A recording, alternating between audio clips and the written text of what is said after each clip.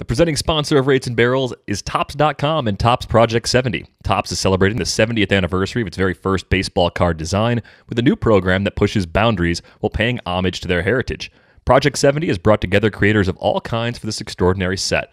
Graphic designers, tattoo and graffiti artists, animators, illustrators, painters, and even a jeweler make up the artist roster, which includes names like Snoop Dogg, Action Bronson, Ben Baller, Jeff Staple, Tyson Beck, Alex Pardee, and more. Each artist will select their own MLB players and Topps designs from any year to craft a unique story. Ever want to know what Josh Gibson would look like in a 2011 Topps design? Or how about Randy Arozarena in a classic template from the 1960s? Now you can. 3 new cards launch daily all year long on Topps.com and are only available for 70 hours before they're gone for good. And while you're there, be on the lookout for special cards. Head to Topps.com now to learn more about Project 70 and to check out which cards are live right now. Welcome to Rates and Barrels, presented by Topps and Topps Project 70. Check it out as soon as you can. A lot of cool cards launching each and every day. Derek Van Riper back from vacation with a guest co-host, one of my best friends in this business, Vlad Sedler. You know him on Twitter as RotoGut. Vlad, of course, writes at fantasyguru.com, and he is one of the absolute most successful players I know, both in fantasy baseball and in fantasy football. Vlad, thanks for joining me today. Thank you, DVR. Always a pleasure to talk to one of my oldest friends in the industry. Yeah, man, it's been a while now since we've been doing these things together, and it's been really a strange year. I think we say this every year, like, oh, this year's so weird, this year's so different. 2020, okay, shortened season pandemic year, that was unique unto itself, and hopefully we never live anything like that again. This season, the injuries have been through the roof. I mean, Derek Rhodes has the data on that over at Baseball Prospectus, and you see just how much we're dealing with injuries league-wide, and it's unprecedented. How are your teams doing so far? Have you weathered the storm pretty well through the first 2 months and change? I weathered the storm for the first month and a half. And you're never as good or riding as high as you think you are, and then reality sets in, and that's basically what's happened over the last couple of weeks. My most important teams have just been hit so hard with injuries, and just one after another, and it just never ends. And to be honest, I mean, over the years, there have been certain seasons where just fantasy baseball just flows by really smoothly. Your transactions, you're setting lineups, you're picking up the right guys, and it's easy. It feels easy sometimes. This year does not feel that way. It feels a lot more difficult, a lot more grinding. I think I'm more tired at this point in the season, middle of June than early June. See, I already think it's middle of June than I would be in previous seasons. And yeah, but we still have 2/3 of the season to go. A lot to do, a lot to battle. Yeah, there were a few weeks in May, a few Sundays where I was grinding fab, and it runs at 9 o'clock Central Time for me, so not really late, but 7 o'clock would roll around, and it was just like, am I done with this yet? And I love fab. I love fantasy baseball, so I think that's a pretty consistent feeling, because it does seem like we're all digging in the corners more than ever before to replace all those players that we're losing to injuries. I don't think anyone's been immune to it so far. I think maybe the one major frontrunner of all the leagues I play in, Michael Rathburn, is killing the Tout Wars Mixed Auction League right now. He's got about a 15-point lead over second place. Jeff Zimmerman's there, and then there's like another 15-point gap between third. Like, those two guys are 1-2, and I don't know if anyone can catch them. And I wonder with Rath if he has just been not only drafting a good team, but has been incredibly lucky with injuries on top of that to have a lead like that, because it seems like health and playing time volume has been the key to success so far this year. But there's lots of cool stuff we're going to talk about on this episode. We'll talk about some new tools you've been using, how you make decisions week to week throughout the year, because we spend all this time getting ready for draft season. Basically, the day after the current season ends, I start prepping for the next season. I think you're not that far off that sort of timetable too. It's a year-round endeavor. And then I feel like we make hundreds of decisions in season that are not quite as connected to all of that research that we did. So making those decisions is really important. We'll talk about how we do that. We'll talk about some of our biggest in-season hits and biggest in-season misses thus far, and some of the unique formats out there, including the second chance leagues that have been a little more popular again this year over at the NFBC. Some results came in from those, so we'll talk about some outliers there as well. But let's tee it up with the the week to week, what matters on a week to week basis? Like, I have started to look at playing time on the Baseball Reference team pages like every single day. Like, I've always used that tool, but I feel like I am glued to those lineup pages every single day, looking for those patterns, looking for guys who are playing 90+% of the time instead of maybe 2/3 or 3/4 of the time. As you're trying to make those decisions, like who to go after, who to cut, what is really moving the needle for you on a micro level? So the added element this year that I'm looking into more than ever before, and you basically hit the nail on the head. It's activity and it's health. We're seeing teams really manipulate the 10-day IL, whether these are legitimate injuries or not. The fact of the matter is these guys are going on there at a higher rate than ever. And the one thing that we know as fantasy baseball players is the one thing you cannot allow yourself to do is accumulate zeros whatsoever. They're going to happen at times, but those are things that we can prevent. And part of that is having the right backups in place. A lot of us are working with a 7-player bench, usually not more or less than that.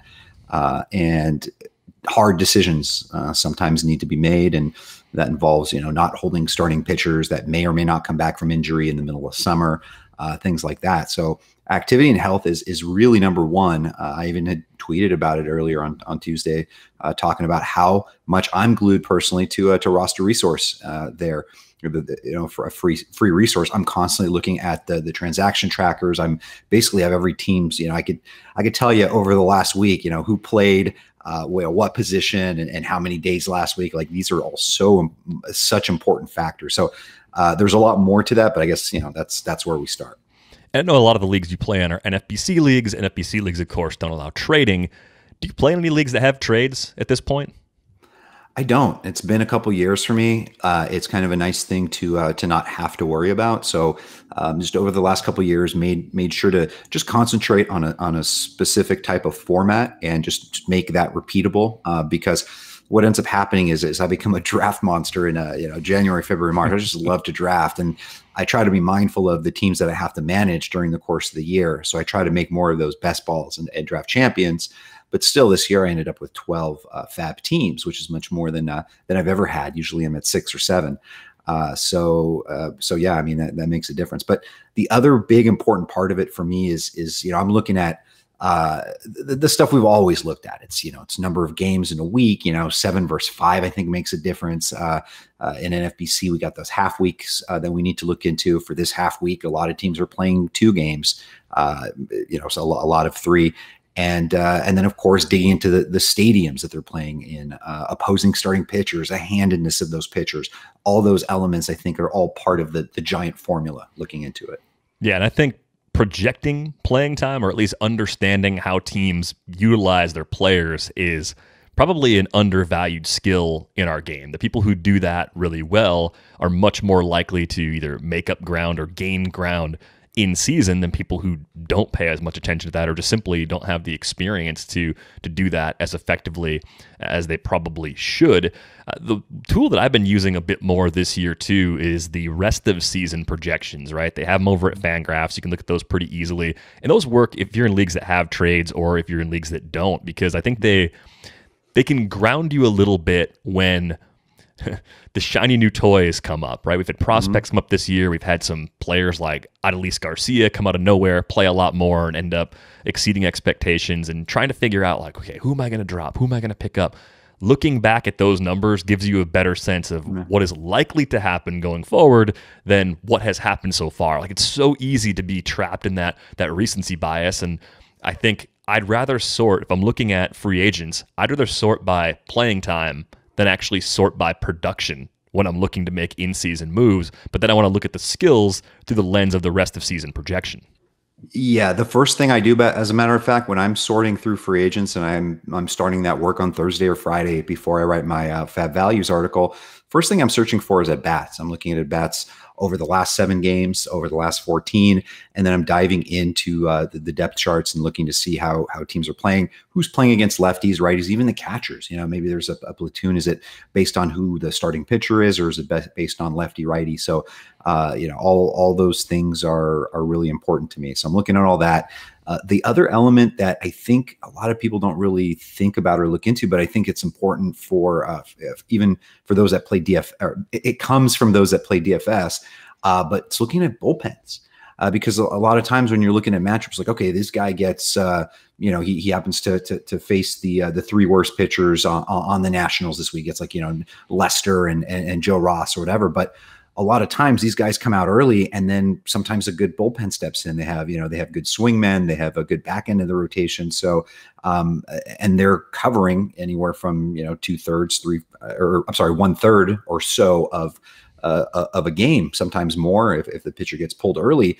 And, for example, I don't want, my guys, my hitters that are probably we're going to expect less runs from altogether if they're going to face, the Brewers bullpen, the Dodgers, things like that.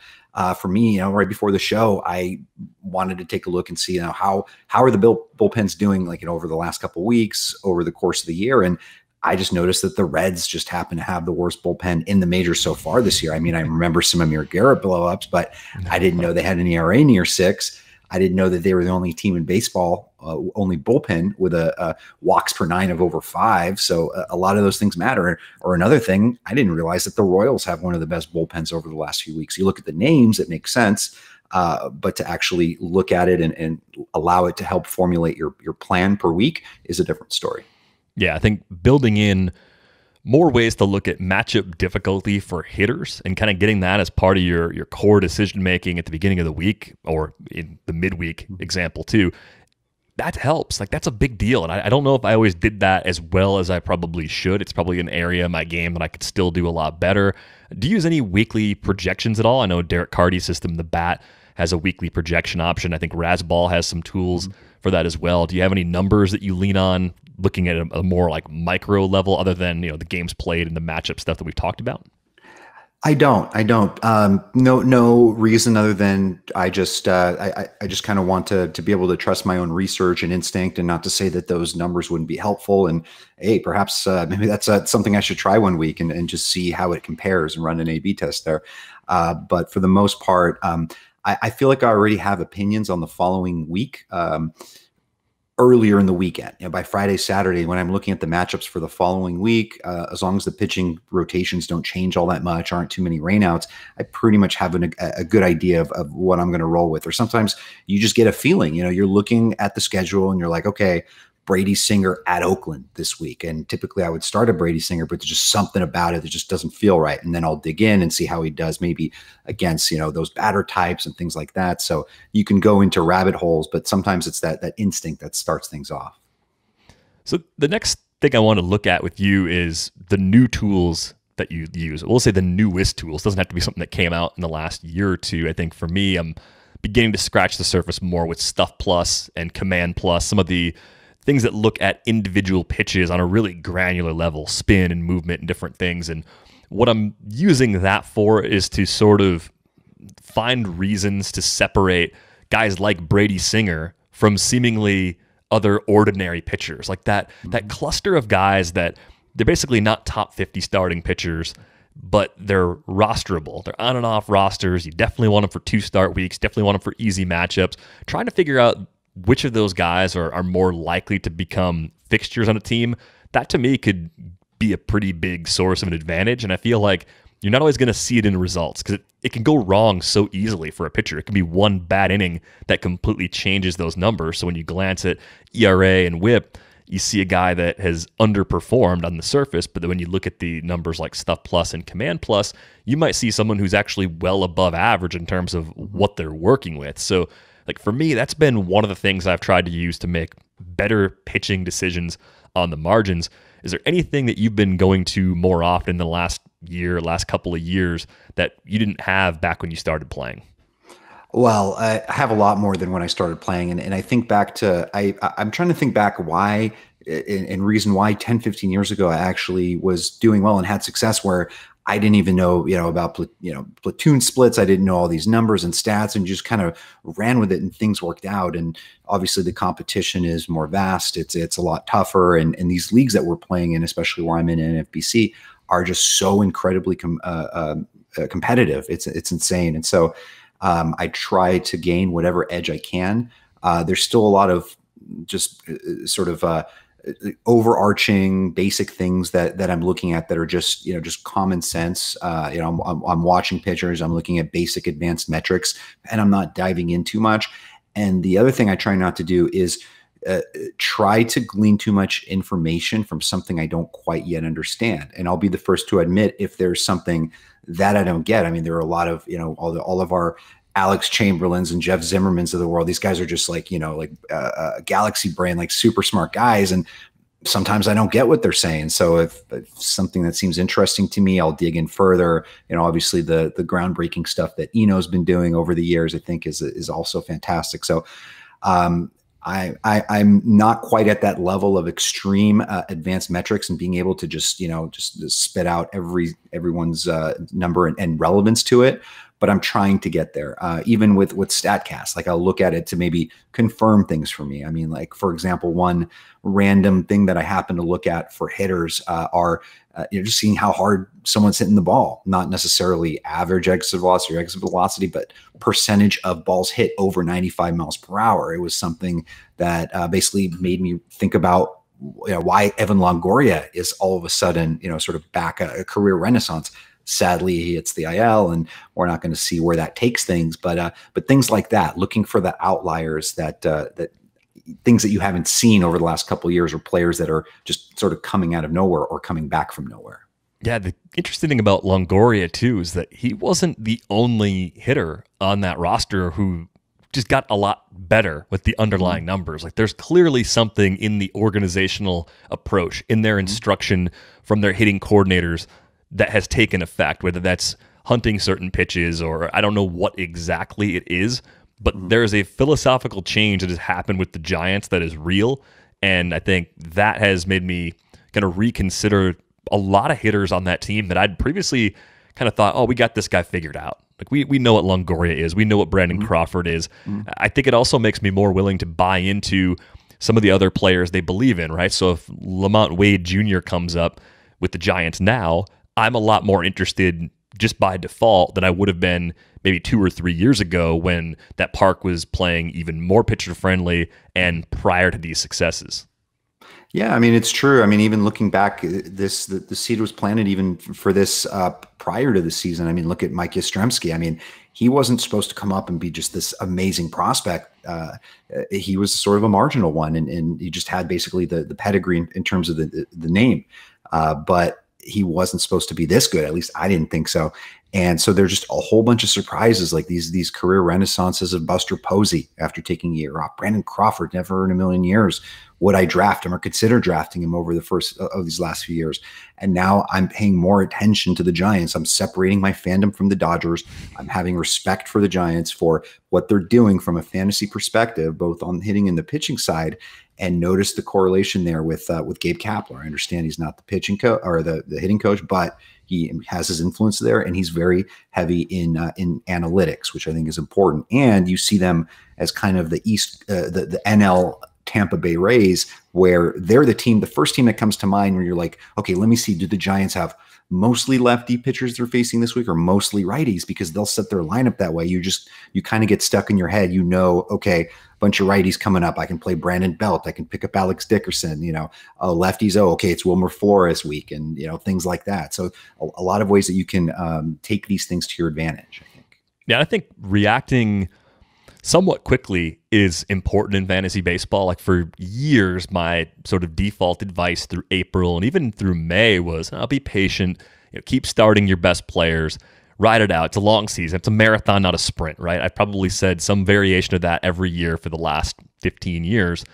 And the more I say it, the less I actually completely believe it. In like this absolute truth sort of sense. Like, yes, it is still a long season. And yeah, you could be in 8th place today and still win your league 3+ months from now. But you need to be willing to react to things that are different. And I think deciding what is a little more predictive, what is more meaningful, what changes are more sustainable, that's still hard to do, even though we know it's important. So, I guess what I'm trying to get at is I always try to want to push back on all of the things I used to think, because the more I learn, the more I realize I didn't really know as much as I thought I knew back when I started. Hmm. Yeah, it's the same thing that a feeling or thought. Uh, Basically, something I recognized over the last couple of pre-seasons is taking this as a week-to-week season. It's 26 mini seasons and really compartmentalizing it, because you have to, there's nothing you can do now for, from 3 months from now, because it can be an entirely different league. And we're seeing that even more this year with, everybody hitting the IL. So what can you change now, or what moves can you make to put yourself closer to a better position end of the year, is to attack this week. You're still keeping the macro approach of the long-term season and the next month coming up, but the only thing you can really address is for that week. And sometimes you do have to make those tough decisions, and cutting your Carrascos of the world, just not having the patience to wait around for them, to avoid taking that zero for the week at your hitting spot or whatever it is. And we have to be much more discerning on how we're holding that bench and who those players are within it. Yeah, and I think of an example just from today. I mean, we're having this conversation Monday afternoon, so lineup lock will happen by the time people actually get to listen to this show. But JD Martinez wasn't in the lineup on Monday. It was the kind of thing for me where, depending on the quality of your next best option, you could justify sitting him down for the first part of this week in NFBC leagues, just because injury optimism, even on a micro level, is pretty risky. Now, the reports suggested, I think Jen McCaffrey from The Athletic had a report suggesting that JD will be back in the lineup on Tuesday. Those plans changed, right? I mean, the team expects him back, doesn't mean he will be back. So I think I've tried to be a little less optimistic when it comes to even like a day-to-day, like a hamstring strain or a bruise, or the types of things that you ordinarily say, it's not an IL thing, it's fine, and I want to start my studs. Sometimes you just want to lock in the production, because getting 2 games instead of 1 or 3 games instead of 2, that starts to add up when you make decisions like that in the right way over the course of the season.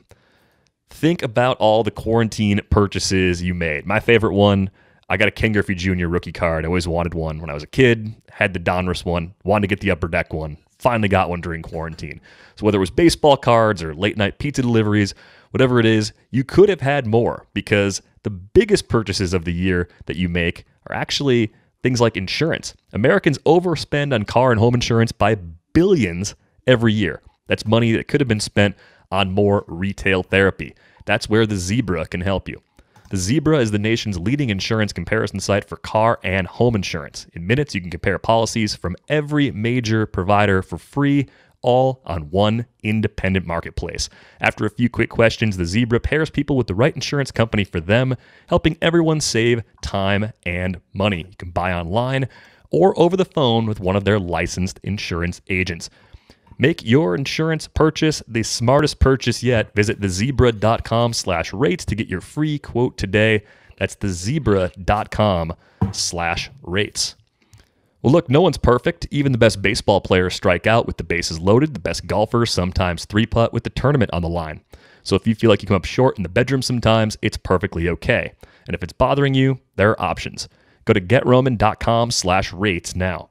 With Roman, you can get a free online evaluation and ongoing care for ED, all from the comfort and privacy of your home. A U.S. licensed healthcare professional will work with you to find the best treatment plan. If medication is appropriate, it ships to you free with 2-day shipping. The whole process is straightforward and discreet, and getting started is simple. Just go to GetRoman.com/rates and complete an online visit. Take care of your ED without leaving home. Complete an online visit today to connect with a doctor and take care of it. Go to GetRoman.com/rates now to get $15 off your first month. Look, there's a straightforward way to take care of your ED. GetRoman.com/rates. Get started now to save $15 on your first month of treatment. All right, Vlad, we've talked about having to make better in-season decisions. What has your process led you to in a good way so far this season? Who are some of the biggest upgrades you found along the way through the waiver wire? So the funny thing is, the more sort of attention as being this fab guru that I'm getting, the less results I'm personally getting. And I'm honestly admitting it. Maybe it's just a small sample of a couple of months, but I'm looking back at my fab pickups And I'm noticing that it's basically the draft that ironically has been carrying me in my success, or the teams that are successful most of the year. I have jumped on a few times in the right spots. Like, for example, Adolis Garcia.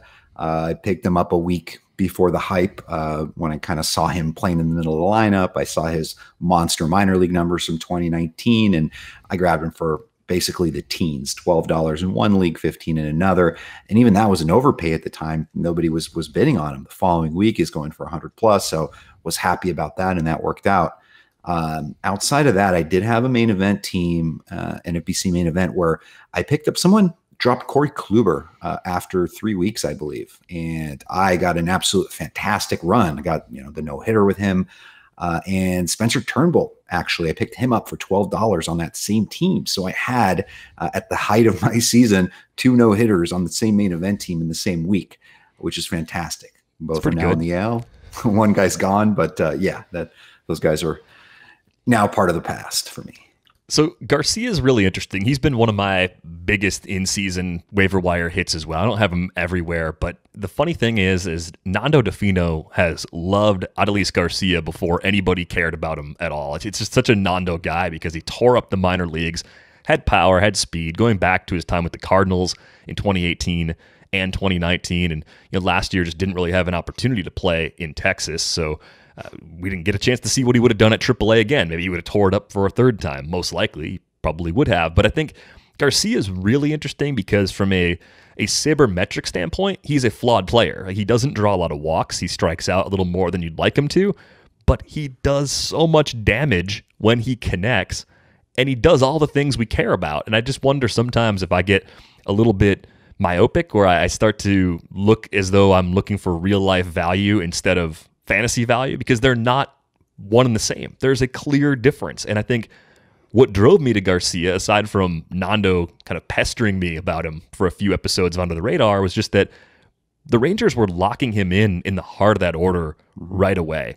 And I know we've seen players get called up and sent down like 10 days later after they hit cleanup, like Nate Lowe in Tampa Bay a few years ago had that opportunity. I thought, oh, this is it. They love him. They're hitting him right in the heart of the order. He must be here to stay. They sent him back down. The difference, though, is that a non-contending team like the Rangers will ride that out as long as they possibly can. And I think it reminded me of Danny Santana 2 years ago, where it's just like there's no downside for the Rangers to just keep letting Garcia play. Where do you think we go from here, though? I mean, 16 homers, 7 steals through 51 games.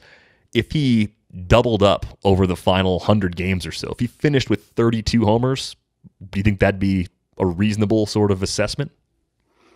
I think that's fair. I actually brought it up in a conversation earlier today. Will he even double his home run total from the rest of the year? And a lot of that has to do with, obviously, can he stay healthy? If he's going to stay healthy over the course of the season, there's a good possibility that at least hits the 30 home run mark. I think we can absolutely get there. We see the type of power that he has. We see that the way that this lineup is configured, where he would, should continue to get a shot somewhere down there in the middle. Maybe if it won't be hitting third or fourth, even fifth or sixth. I mean, these things will continue to change over the course of the year. But absolutely, either way, it's still a win for a lot of the folks that have ended. That didn't spend too much. Even for those that did, he's essentially paid off for you on this big stretch. And even if he does fall cold for a 2-3 week span, chances are a guy like that, who probably fits that streaky mold, could get hot again and go on another barrage at some point. So I wonder, too, how much, now that we have barrel rate, like I think barrel rate's really important. It's one of the newer things that I look at, and I feel pretty confident that it does, in fact, mean something. It means a guy can do damage that we're looking for. He can hit the ball hard. He can hit the ball in the right launch angle. That's a combination of things that I think is generally pretty sustainable. A 17.4% barrel rate so far for Garcia, that's sort of the missing piece. If you go back and look at those plate skills in the minors and you don't know what the barrel rate was when he was putting up those great results at AAA, you kind of shrug him off. But if we knew, if he was putting up a 15 to 20% barrel rate that entire time at AAA, I feel like those low fab bids you were using to get him, that wouldn't have happened because everybody would have been just all over this guy saying, oh yeah, he did this in the minors too, so we believe we're going to throw 10 or 15% of our budget at Garcia instead of 1 to 2%. Yeah, and it's an interesting case study for all the guys that have sort of fallen into that mold since then. Think back to Yerman Mercedes and his tremendous start to the season, and how he sort of faltered since then. Patrick Wisdom really falls into that as well. I mean, what really is it that's causing him to have this insane barrage of power? Is some change to his to his swing? Like, what's happened there that a 29-year-old all of a sudden hits so many balls out of the park in such a short period of time? And how is that something that's sustainable? Is this an Adolis Garcia for us? Is there even a comparison there? And next week it could be somebody else, right? I mean, you never know where these guys are going to come from. The one common denominator is people will always overspend on these type of players based on recency, not only just over the course of the week, but like for 100% fact, folks wouldn't have spent as much on Patrick Wisdom this week. He was a top bid in a lot of 15 leagues if he hadn't hit those 2 home runs on Sunday alone. If he had just quietly, 0 for 4 that day, he would not have received the same hype. But hey, 7 homers and 50 plate appearances sure does look a lot better than 5 and 50. Yeah, or even instead of a 2-homer game, if he had 2 doubles, if he barreled up 2 balls and there were just doubles in the gap instead, that changes the way people react because we're so results based. So I do find myself kind of looking at the barrel rates and trying to decide, hey, actually, maybe I can override my previous concerns about this player's poor plate discipline because he barrels up a lot of balls, which kind of brings us to Keston Hiura, who I think has been one of the most discussed players on this podcast. People email us about him all the time. Did you say disgust or disgusting? Both. I meant both. I said disgust. I have a lot of disgust about Keston Hiura every time we discuss him. I feel bad because I think he's a good hitter who's lost his way. And the reason I think he's a good hitter, I've always believed he was a good hitter, is because he uses the entire field. I don't think bad hitters hit the ball to all 3 parts of the field with authority. But he is so far away from the player he was when he showed up 2 years ago in terms of making good decisions at the plate. Like if you watch his plate appearances, he has a lot of non-competitive plate appearances where it's just like slider away, slider away, slider away, 3 swings and misses, back to the dugout. And he went down to AAA once. He just got optioned back down earlier today. Went down the first time, hit a lot, like did a lot of damage, but didn't lower his K rate. And I think that maybe should have been the warning sign that we all needed to say, hey, wait a minute, he's still not quite fixed. Like there's like 2 ways you can struggle. You could be totally without confidence, and going to AAA and just mashing at AAA could give you your confidence back. But if you're not making good decisions at the plate and you go down and you're still not making good decisions against lesser quality pitching, we shouldn't really believe you're going to come back up and fix that major problem that you had that got you optioned down in the first place. Yeah, I mean, this is a perfect example of a failed hypothesis of mine, where for many years now I'm just have had success picking up the struggling hitter, the former All-Star who slumps for a bit, goes down to the minors, gets things fixed, and comes back up. And I was just way too optimistic in this case, where majority of folks weren't. I'm just thinking to myself, hey, this is Keston Hiura. He's not just gonna fall to nowhere and be a nobody. I still believe in this guy, but I feel like there are some fixes that he needs to make along the way.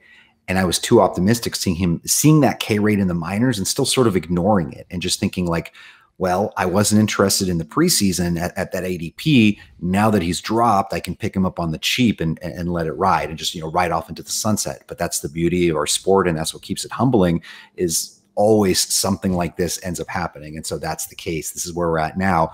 Some folks probably went ahead and dropped them this past weekend. What I did on my teams with Hiura, I just made sure that I set myself up with another either corner or middle infielder, since he's second and first base, so that I wouldn't have to start him this week. Like I just didn't have the confidence with him not even being in the lineup. He's pretty much was only hitting against lefty. So I made sure that I had somebody in for him so I wouldn't have to play him this week.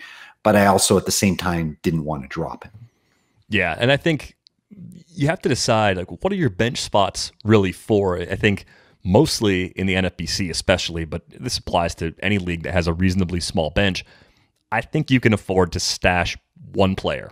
You can have one long-term stash, one struggling star that got sent down like Hiura. Maybe we're using star a little too loosely here, but I don't think so. I mean, I think he looked like an early round fantasy pick coming out of that rookie season.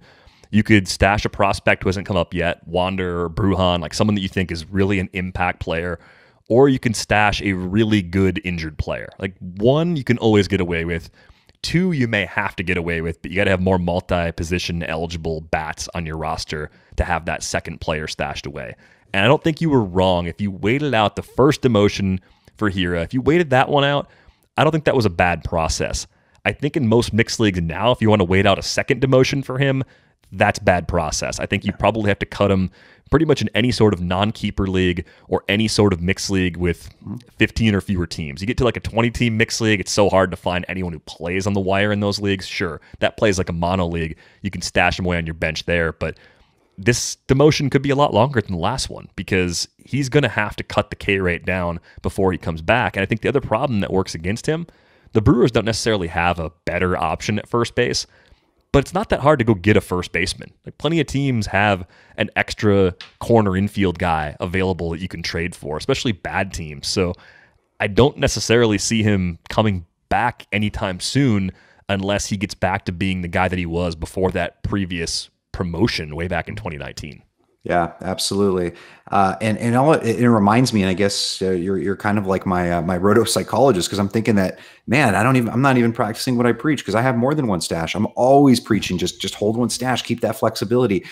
But it's the brand of names. It's oh my God, it's Severino, it's Carrasco, it's Gallen, it's Sale, and before you know it, you have a whole bunch of these guys because you can't let them go. Oh, and then Luke Voigt got hurt, but it's Luke Voigt. How can I drop him? And so that that becomes really difficult to manage.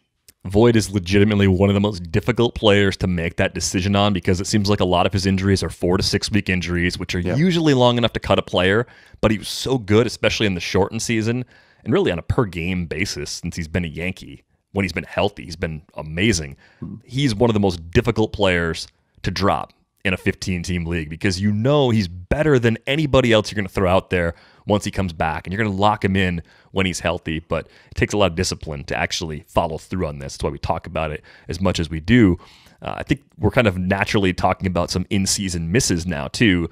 Jared Kelenic got optioned down on Monday. And I'll readily admit I'm wrong. I thought he was major league ready coming into the season. I thought the Mariners were wrong to even delay bringing him up initially, and the reasons why they did it, of course, are wrong. I'm never going to defend that, but clearly at a certain point, when the results are as bad as they've been for a player like Kelenic, you do need to send a player down, and in this case, it seems more like a confidence problem than a process problem, where expectations were really high. He wanted to come up right away and crush it.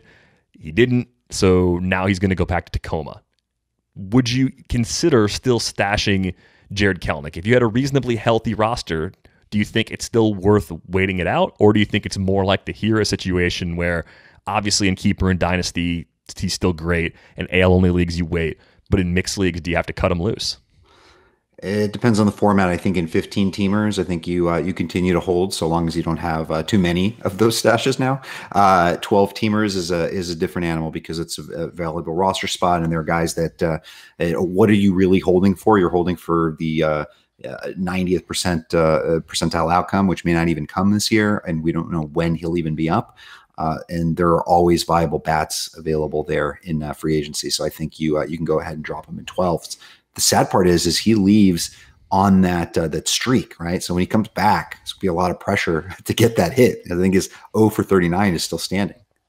Yeah, and I think back to when Kyle Tucker debuted a few years ago. I think he had an 0 for a week. It was like an 0 for 21 stretch or something to start his career before he finally got his first big league hit. I mean, imagine doing that your first week in the big leagues. At least Kelenic got the first knock out of the way, I think, in his second game, and getting that kind of off your back is obviously better than carrying it for a week. But yeah, you're right. I mean, just the mental block that you have to break through is kind of a big one in this case. I think in most mixed leagues, he probably is more of a cut than a stash because most people have more than one significant injury already. I think you have to be in a really fortunate health situation to be able to get away with holding him for the time being. But if you told me he's back in 3 weeks, I mean, I guess we're probably still talking about a guy, if he mashes, he's going to go for 8 to 10% of a fab budget where he gets dropped. It'll be less than the first time where available, which was almost nowhere. But it's still going to be a significant amount of fab, relatively speaking, to go back and get him when he comes back. Yeah, I mean, just in general, it's just a good. These are, at least for a fantasy learning perspective, these are good things for it to happen. At least for the folks that are willing to get a lesson from it, and just to, sort of just be careful on the hype. I mean, no matter who it is. I mean, is anyone really worth 50, 60% of our budgets? And everyone's human. At some point, this is going to happen to anyone. So, good lesson for us all. We're going to go through that with Bruhan, I think, more than anything else, because Wander, like Kelenic, has been stashed in so many leagues that there aren't that many places where you're going to have a chance to bid on him once he gets that opportunity. But Bruhan was drafted a lot less often. So once he comes up, and especially if he does what Patrick Wisdom did this week, if he has a big week, that first partial week that he's up, it's going to be just complete chaos based on the quality of the season he's having at AAA and all the expectations that we have for him at this point. But yeah, two guys that, I mean, both Hiura and Kelenic, I thought they'd be much better than they've been to this point. We're all trying to eat better, but healthy breakfast doesn't have to be boring. Magic Spoon has the amazing flavors you love, but without all the bad stuff. 0 grams of sugar, 13 to 14 grams of protein, and only 4 net grams of carbs in each serving, and only 140 calories a serving. It's keto-friendly, gluten-free, grain-free, soy-free, low-carb, and GMO-free as well. You can build your own custom box with flavors like cocoa, fruity, frosted, peanut butter, blueberry, and cinnamon. Go to magicspoon.com/rates to grab a custom bundle of cereal to try today, and be sure to use our promo code RATES at checkout to save $5 off your order. And Magic Spoon is so confident in their product, it's backed with a 100% happiness guarantee. So if you don't like it for any reason, they'll refund your money, no questions asked. Imagine if your fab pickups had a 100% happiness guarantee. That'd be amazing. Remember, get your next delicious bowl of guilt-free cereal at magicspoon.com/rates and use the code RATES to save $5 off. Thank you, Magic Spoon, for sponsoring this episode. Baseball season is in full swing, with fans heading back to the ballpark and a full slate of games every night between now and October. Things are starting to feel a little more normal with America's pastime. The Athletic and BetMGM want to bring you even closer to the game we all love. Right now, listeners of this show can bet $1 to win $100 plus get a free year of The Athletic. You heard that right. Place any $1 bet, get a full year of The Athletic plus $100 from BetMGM when you win. Great sports writing plus extra dollars in your pocket, a total win-win. To take advantage of this offer from The Athletic and BetMGM, go to betmgm.com/athleticmlb. This offer is for new BetMGM customers only, and winnings are paid in bonus dollars. That's betmgm.com/athleticmlb. Visit betmgm.com for terms and conditions. Must be 21 years of age or older to wager. Colorado, Indiana, Iowa, Michigan, New Jersey, Nevada, Pennsylvania, Tennessee, Virginia, or West Virginia only. Excludes Michigan dissociated persons. Please gamble responsibly. Gambling problem? Call 1-800-522-4700 in Colorado, Nevada, and Virginia. 1-800-270-7117 for confidential help in Michigan. 1-800-GAMBLER in New Jersey, Pennsylvania, and West Virginia. And 1-800-BETS-OFF in Iowa. In Tennessee, call or text the red line at 800-889-9789. If you or someone you know has a gambling problem and wants help, call 1-800-9-WITH-IT in Indiana. Promotional offer not available in Nevada. All right, Vlad, we have made it through the paying the bills portions of the show, and I want to talk to you about some of the second chance league draft results, because I think we're hitting a point in fantasy baseball where I don't think the game needs to be overhauled, but I think I'm reaching this point where I want to do the most fun part of the season more than just in March. And I think we've had a few legitimately fun attempts at this over the years. Second chance leagues, I think, are the biggest, like, mass marketed ones so far. Jake Seeley was doing a league in the past where the season was broken up into thirds, and after every 50 games, you'd get back together and redraft again, but there was a little bit of a holdover effect in the roster. You could hold 10 players that you drafted, so you didn't completely lose the core that you started with, which I thought was a pretty good creative idea. A few years ago, Ron Chandler had Chandler Park, which was a monthly salary cap game. So you'd go for about 4 weeks. Prices would change every month. You could go ahead and sign up and do it again at the end of the month. It was awesome. And I wish the timing had been different on that, because I think that format was one that people would actually have wanted to play if it had come out now instead of 5 years ago. But the second chance league is kind of exactly what I want, because it's a chance to not only gauge the market, but to take advantage of heavy recency bias that comes into play. Like I was looking at the results before we started recording, and I'll throw them up if you're on YouTube watching this. The first round is scrolling across the bottom of the screen. Like the first round didn't seem like complete chaos to me. Like it kind of seemed like about right. Like reasonable adjustments were made. More pitching than you normally would see in a draft back in February or March. So I'm just kind of curious, like from a general standpoint, did you think that sort of adjustment made sense? Would you have pushed pitching as much as everybody else wanted to in these leagues? I think I would have. I did not end up entering any of those second chance leagues, although I was sort of entered by default with Rob Silver, who put together a team, and basically I'm in that. I didn't draft. I wasn't in on the draft, but I'm invested, and I would absolutely spend the money on or invest on the pitchers early, just because there was actually a fantastic thread on it. A very good NFBC player, Phil Dussault, a gentleman north of the border, was talking about how the pitching really is it's almost a more bankable asset, as long as we can't predict the health, but we pretty much know what you're getting from start to start within a smaller range of outcomes with the guys like Jacob deGrom and Garrett Cole and Yu Darvish.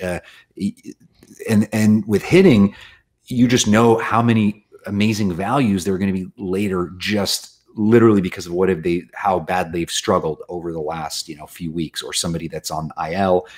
You look at these draft boards from the second chance leagues, and it's just remarkable, some of these values. Like Alec Baum is 100 overall 2 months ago, all of a sudden he's 350 or whatever it is. And just, Francisco Lindor, second rounder, now a fifth rounder, just so many different things. And we're only 1/3 of the way in the season.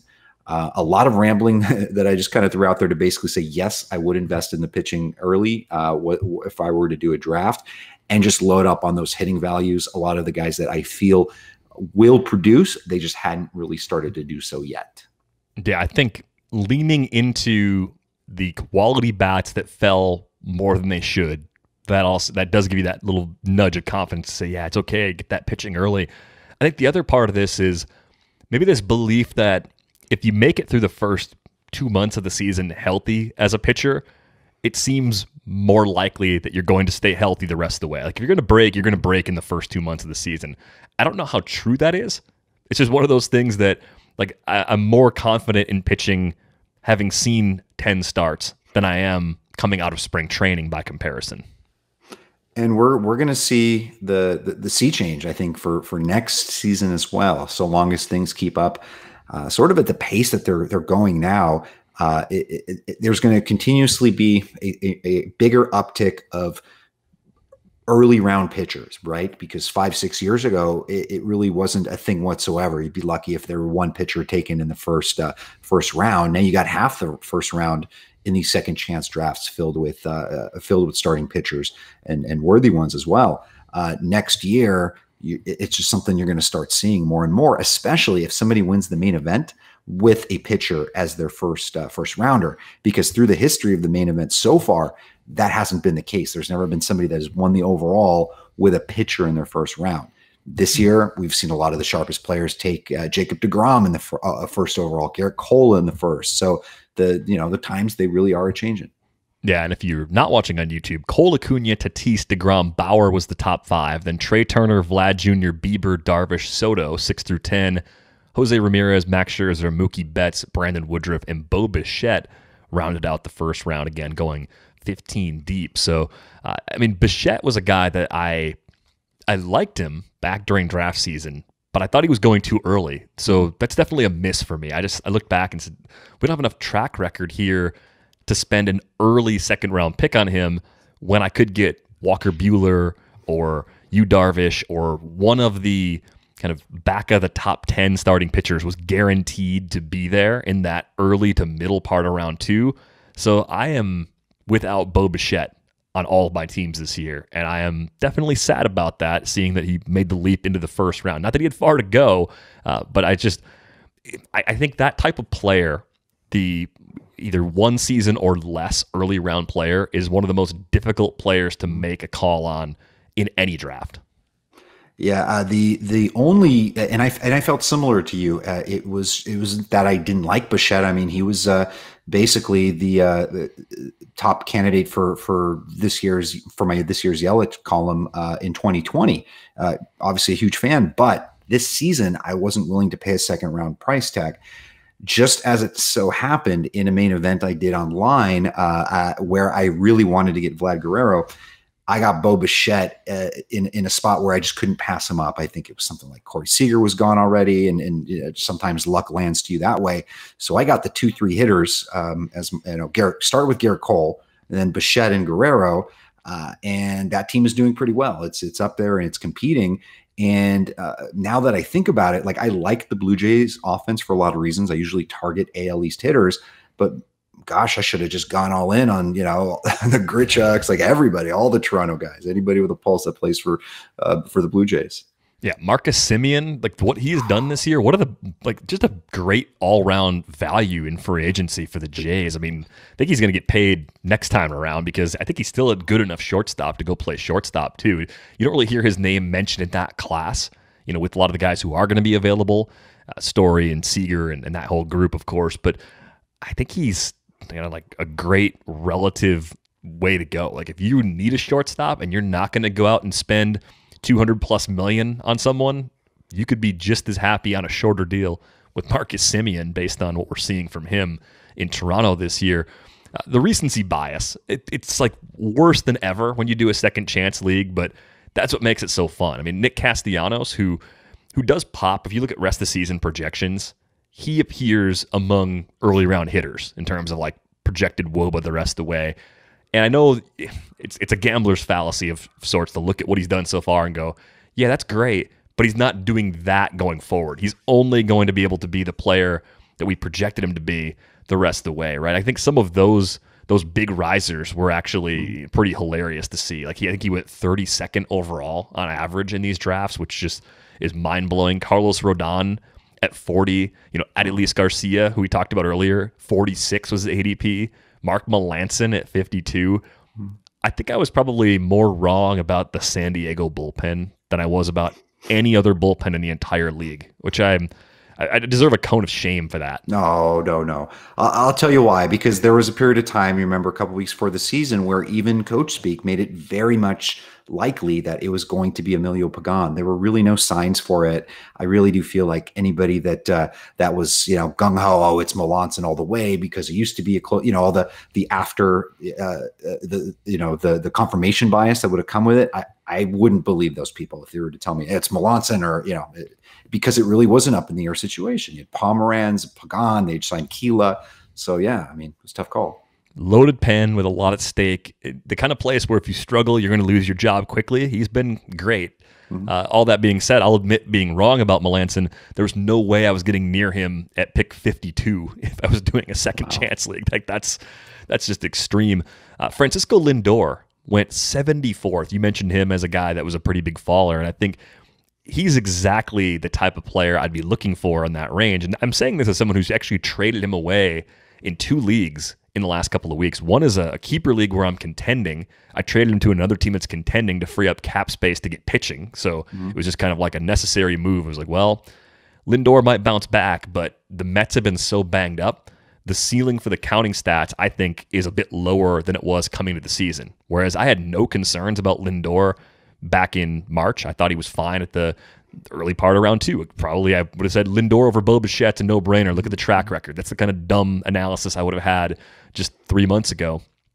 I think you do have to look at that Mets offense and take a little bit off expectations-wise for Lindor, even if you're expecting a pretty big bounce back. So when you start to look at some of the players who've had their value fall a few rounds and they have that long track record, who are you most willing to believe in as legitimately strong rebound candidates for the final 3+ months? I was kind of looking at this as maybe just teams as a whole, and when they get some pieces back and the offenses are at full strength, or hopefully there'll be times in their full strength. The 2 teams that come to mind are the Mets and the Yankees, to be honest, because it's hard for me to imagine them just being sub 500 bottom of the barrel teams. I think the combination of their pitching, their strengths, ownership that is willing to go out and get what is needed to not be an embarrassment to the city, to the fans. I just don't see how these teams aren't going to fix things. You look at the Mets injury list, and it's insane. I mean, everybody's visited. Think about a week and a half ago where I think Lindor was the only healthy guy from the original roster or opening day that was on there. There were guys that I hadn't even heard of. And at some point, Jeff McNeil's going to be back. Brandon Nimmo is going to be back. Michael Conforto, who I could really use, will be back. And at some point this summer, the pendulum will swing in the favor of the Mets. Maybe Carrasco and Syndergaard are in the rotation, and things are just really just popping off. And I can see that, especially with Dom Smith there, Pete Alonso. I like that team. To be honest, I think I like it a little bit more than the setup for the Yankees right now.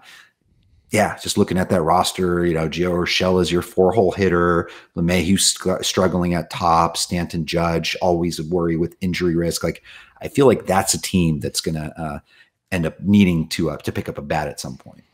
I was just wondering too. Like, were you in on Glaber back during draft season at the discount, especially because he was like a 6th rounder for a guy that I thought was going to play every day and easily hit 25 homers with a chance of bouncing back closer to 2019, even if he didn't get all the way back. I didn't think that was totally out of reach for him, given how young he is and the quality of the lineup around him.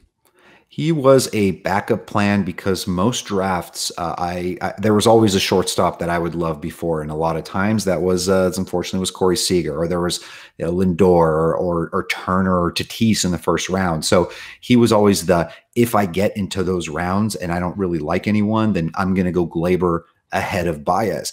And an interesting thing with Glaber Torres, just a week and a half ago, I was just randomly looked at the bottom exit velocity guys, and he was top 5. He was there with the worst of the worst, 5th worst in the league in average exit velocity.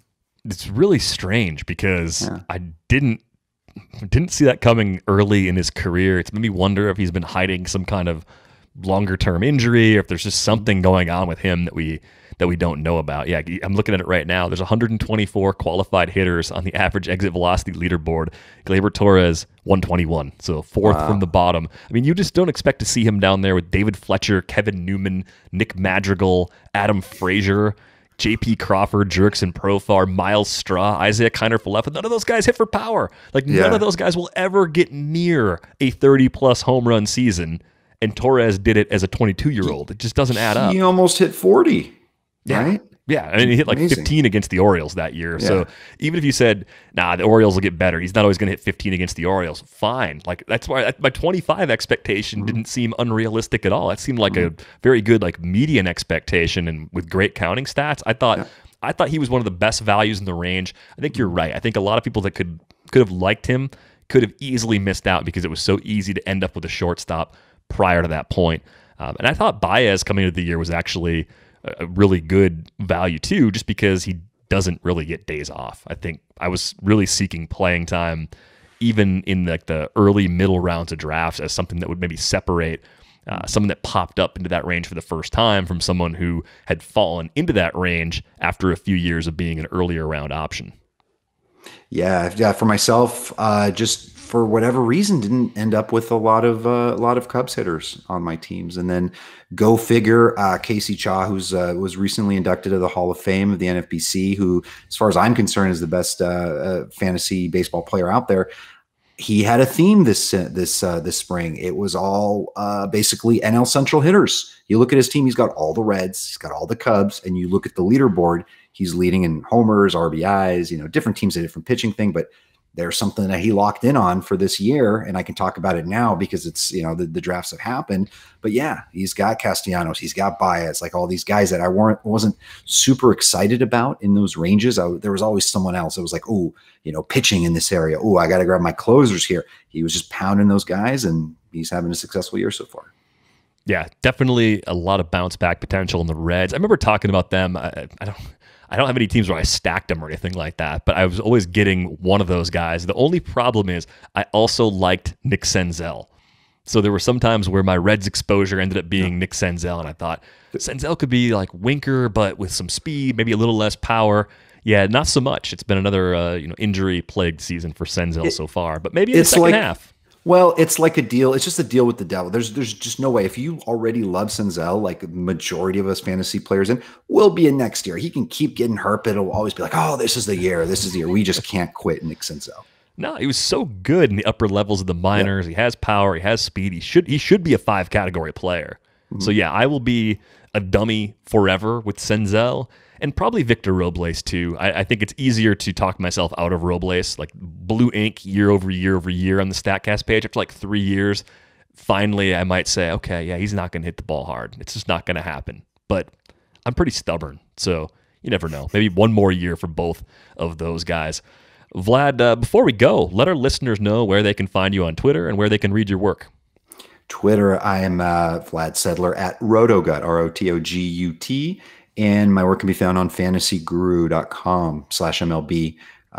And yeah, that's where I'm at. And I really, really appreciate you having me on, and happy to talk with you anytime. Yeah, loved having you step in for Eno today. Always a blast to catch up with you, and always a lot of fun kind of picking your brain, learning more from you as one of the absolute best players that I know. The success you've had, we talked about, I think, back during draft season. Just the stats are ridiculous, dude. Your stats, like in 12-team NFBC leagues especially, like you're awesome in every format, but that format, unbelievable. And I think the hardest thing for me in a 12 will always be cutting players that I think deserve to be rostered. Like I cannot separate myself from those players that are like the fringy top 150 dudes who underperform. Like that is the hardest thing for me about playing that format. It's the same thing for me. Like this is what I'm doing. Like before we jumped on the show and I kind of knew some of the topics, I'm looking back at my fab bids over the last few weeks, and I'm just catching a lot of errors, a lot of biases, a lot of things that I preach and talk about not to do. I'm catching myself doing. So this is like kind of a good checkpoint 2 months of the season to try to keep myself from making these errors, and then hopefully being back at the top of the standings at the end of this year. Yeah, do what you've been doing for like the last 15 years, because that has worked really, really well for you. But really appreciate your time. And again, give Vlad a follow at RotoGut on Twitter. Great follow there. Read his stuff over at fantasyguru.com/MLB. By the way, before we go, if you don't have a subscription to The Athletic, you should get one. $3.99 a month gets you in the door at theathletic.com/rates and barrels. That is going to wrap things up for this episode of Rates and Barrels. Eno and I are back with you on Wednesday.